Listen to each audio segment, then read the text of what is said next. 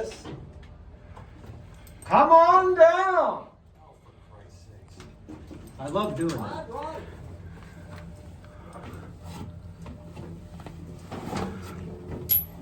Don't touch me there.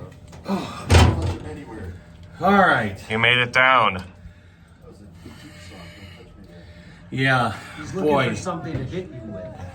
I only know one guy from No, I mean, okay, enough of this begging and pleading.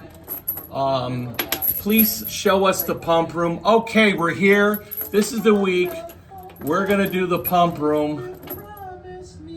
Tony, could you close Tony, that door? Tony, no, could you stop singing? Well, what are you? I can't. I'm singing for Dave. Dave likes when I sing. Yes. See? Dave has cotton in his ears. Okay, well, anyway, welcome aboard USS Cod. I'm Cod President Paul Ferris. And as I just said, we are down in perhaps Cod's most interesting hidden space. Interesting in that there's a lot of history and stuff going on down here. I put this off purposely for a variety of reasons, but I figured nobody's going to clean up the basement anytime soon, so let's get this off the docket. So basically, the pump room is located directly below the control room, and there's always been a pump room, an auxiliary machinery space under the control room, going back to I think the E-class boats.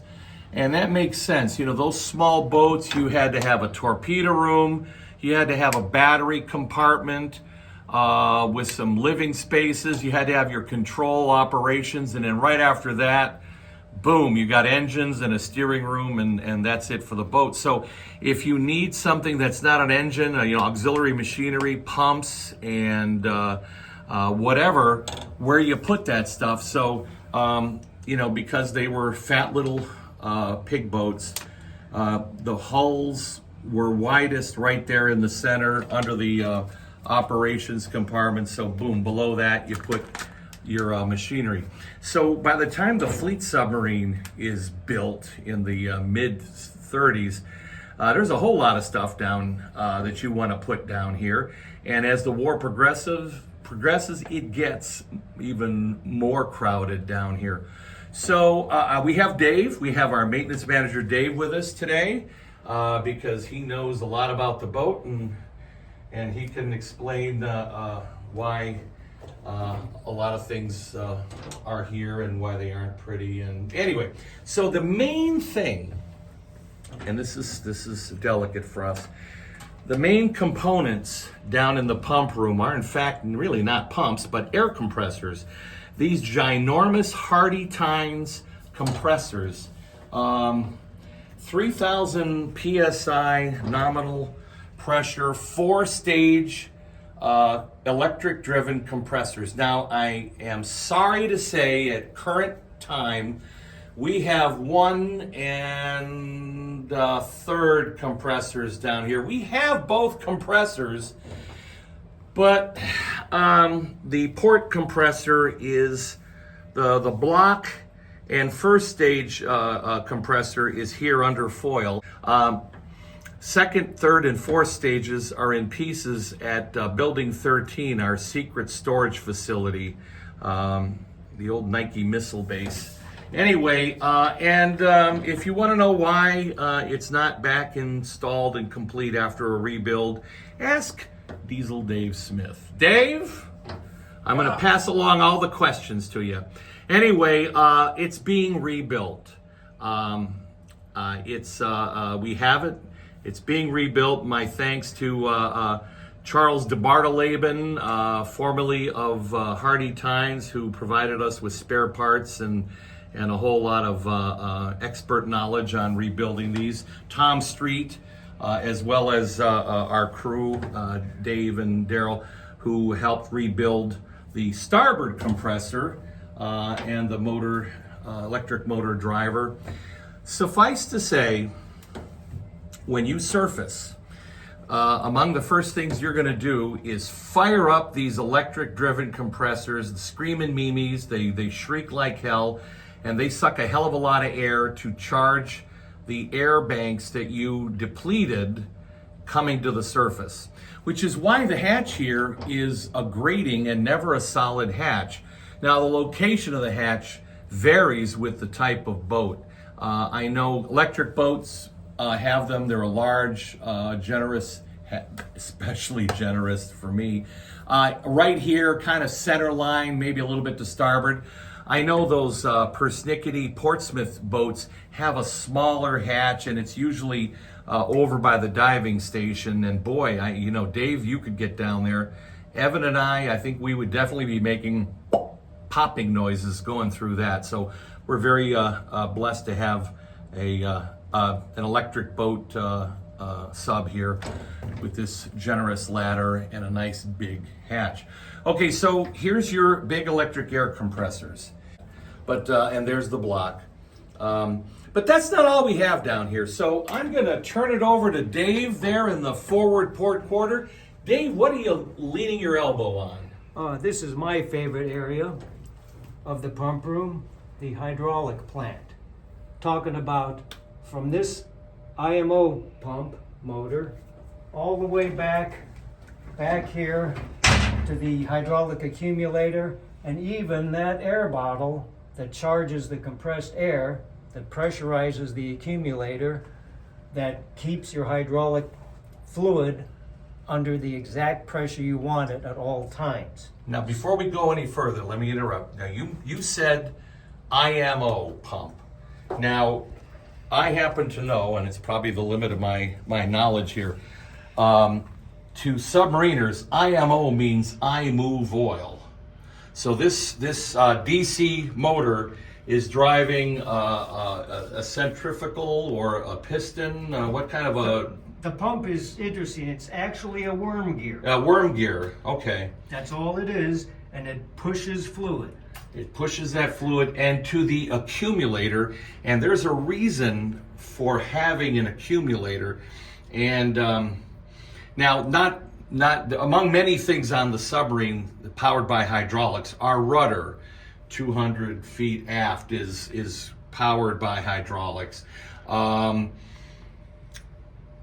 The periscopes, after our 1944 rebuild at Mare Island, we had electric cable drives. All boats had electric cable drives, all fleet subs, until they the rebuilt, the late war modification improvement was to get rid of those electric drum motors and the cables, because they could whine and make noise when you needed to use them in a persnickety battle situation.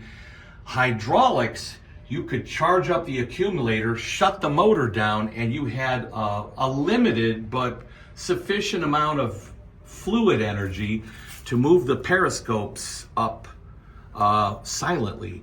Now, letting them come down is just letting the oil pressure flow back into the tank. That's strictly gravity. Right. So the IMO and the accumulator are storing hydraulic energy so we can use our scopes and probably into the rudder. So anyway, back to you, Dave. I was just going to say, the pump itself is driven by the 250 volt DC electric motor. It spins the worm gear and it pushes fluid through the system where you need it. In an emergency, you can even bypass the accumulator and regulate your hydraulic pressure from the control room using a valve. You can do it manually. And by the way, the DC motors were built by Electrodynamic Works Electric Boat Company, Bayonne, New Jersey. And not only does it send the hydraulic oil where you want it, but it is so good for us, it often sends it where you don't want it. Yes. A little bonus there. Hydraulic fluid is notorious for leaking. Even a brand new boat, right out of the shipyard, they leak hydraulic fluid. Now, I am told by old graybeards, including, I believe it was Captain Bill Toady, hey Bill, that on boats like this, you have to have lots of little cans wired up under fittings to catch the drip of hydraulic fluid. So we were putting rags, but we should be getting a bunch of little cans collect some of that stuff. I know up in the conning tower. Okay, so danger high voltage. We've got some electrical boxes here. Yeah, well, this is simply the magnetic controller box for this motor. That's a Okay. fancy $5 word that just means that's the relay box that turns the motor on and off.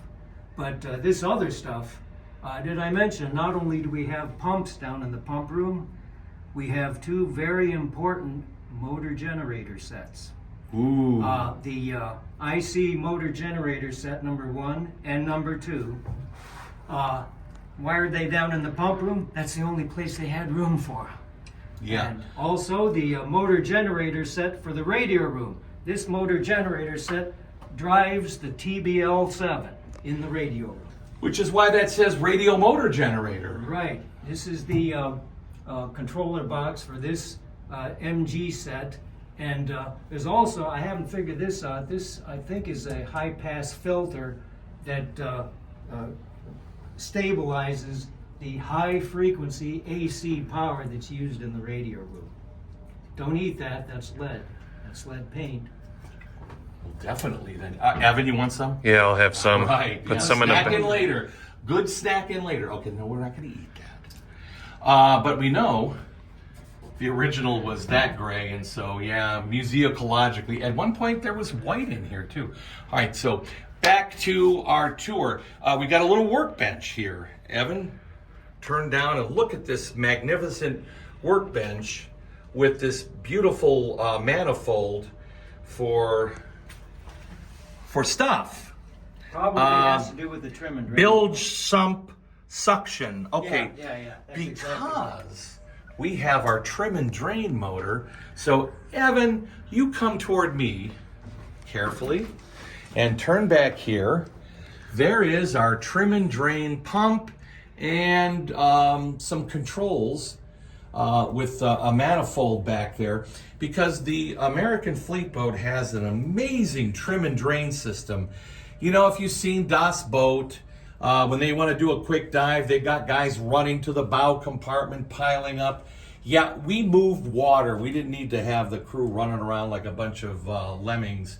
But we have tanks throughout the boat, and we can move water ballast when we do trim dives each day.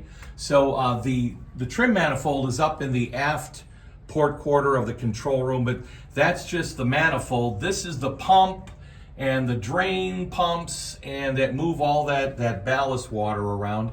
And by the way, down here we have the receiving end, or the lower end, of the only voice pipe we have aboard the boat. It's right above the trim manifold, so the operator of the trim manifold can yell down or receive some verbal inputs from whoever's down here. Now, nobody is down here on watch in World War II. It's a place you go to work on stuff, and from what I gather from the Cod crew, they were down here frequently working on equipment that needed repair and maintenance.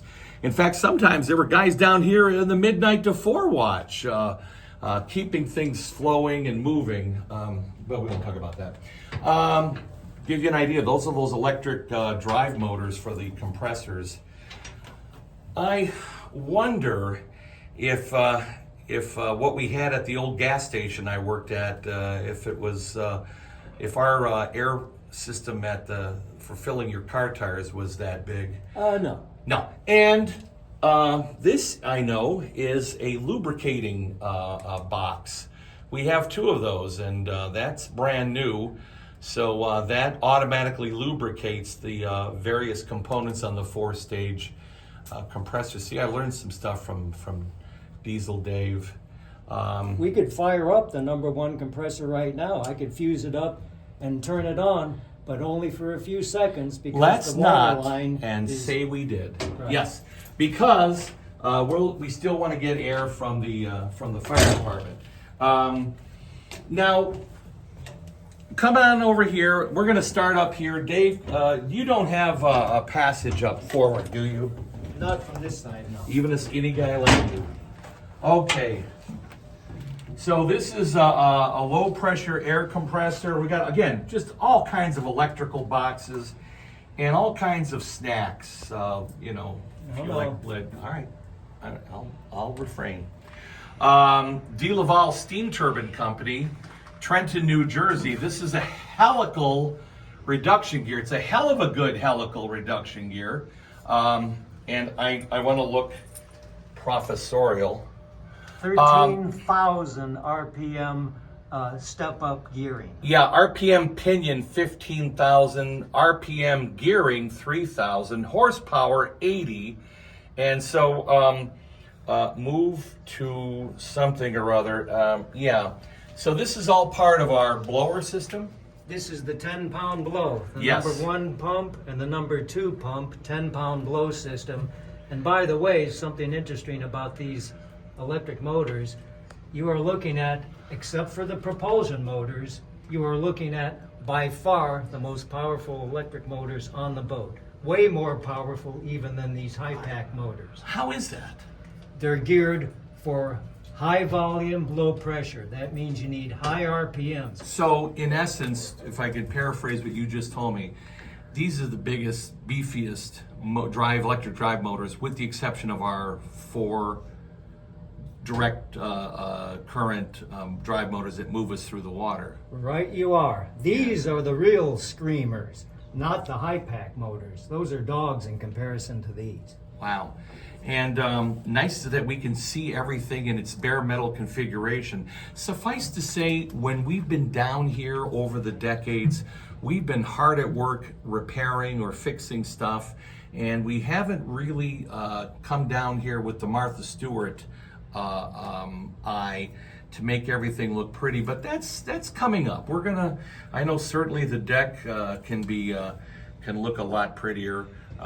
It's you know, it's a small space, and we don't want a lot of people down here. In fact, we don't want anybody down here. So back up here now, this I know we have. This is probably one of our most costly investments.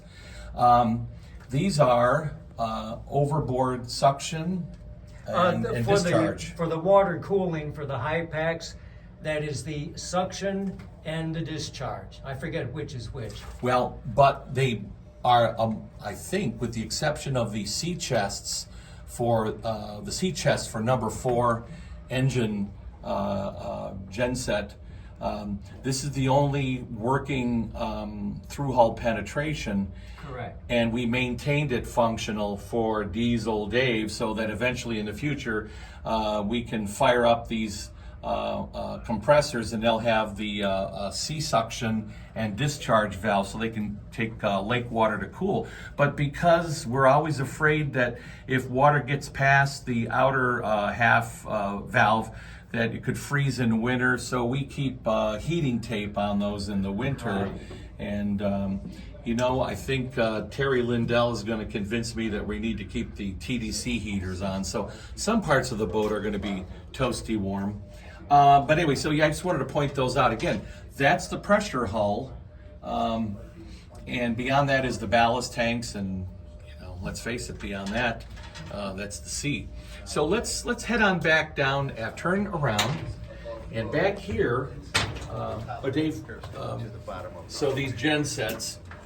Oh, this is something that I wish was operational starting about June 15th and through September every year. Oh.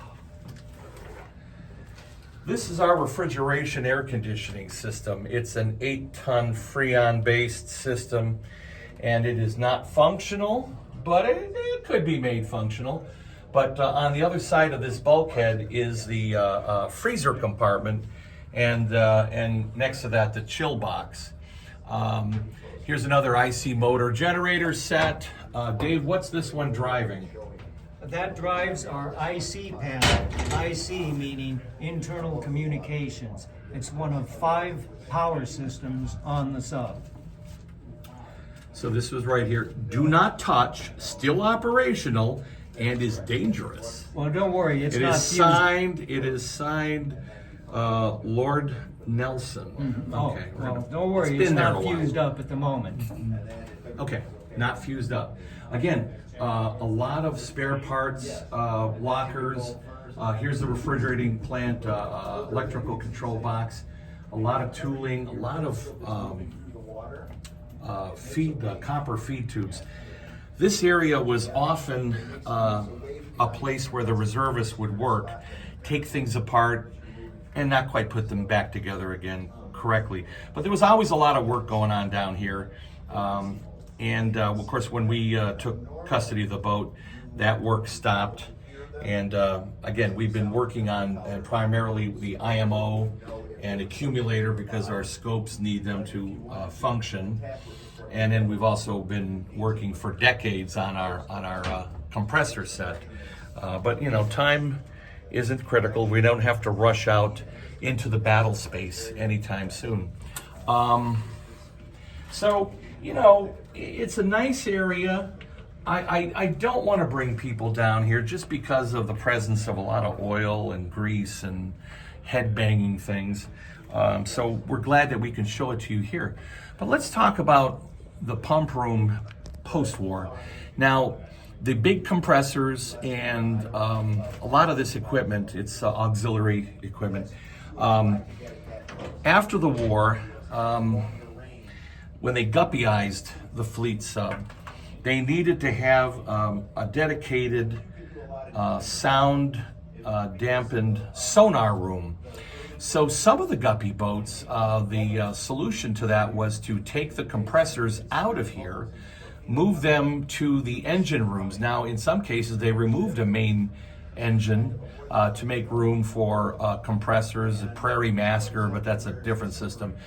They brought that stuff to the engine rooms, cleaned out a lot of this space, not all of it. You still had to have the periscope hydraulics, but the pump room on many boats becomes the sonar room.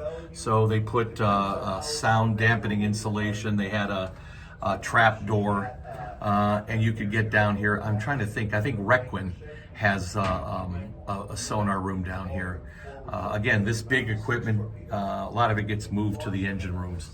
On some other boats, the magazine, since they aren't carrying deck guns anymore, that very large space for deck guns ammunition becomes a sonar room, or then later dry stores as well on other boats. So the pump room, it punches above its weight. It's a necessary space. It has a lot of history, but it is. I would say it's probably the one space that would be nice to show people a little more of. Once we get it all looking pretty, maybe we'll have some photos down here taken so that you can see. Dave, is there anything else we want to talk to the folks about? Just the purpose of the 10-pound blow. Oh, we were there, yeah. Yeah, I was just going to sort of tie a bow on that. Reason for the 10-pound blow, you don't want to waste all your high-pressure air from your high packs and your air banks to blow that last little bit of water out of the ballast tanks, which you're close to the surface anyway. You're like pretty much almost emerged. Completely surface. So why waste all that precious air just to blow the last foot of water out of your ballast tanks? That's where the 10-pound blow motors come in. You can already open your con hatch. Mm-hmm. Now the whole boat is open to air. Fire up your 10-pound blow. They suck atmospheric air down into here and into the ballast tanks and blow out the last bit of air. Easy peasy. Riding high and dry, yes. So constant improvements. We're looking at original paint surfaces. As we know, here's a galvanized pipe. Evan, I think there's some good eating here. But we're gonna put that in that little container there. Again, yet another reason why we don't want people down here. I think we've covered it pretty well. Thank you, Dave. That's excellent explanation. Thanks to Tony for riding shotgun topside. And remember, hit like, subscribe, the notification bell, and we'll be back soon with some more interesting content from USS Cod Submarine Memorial. Thanks for joining us.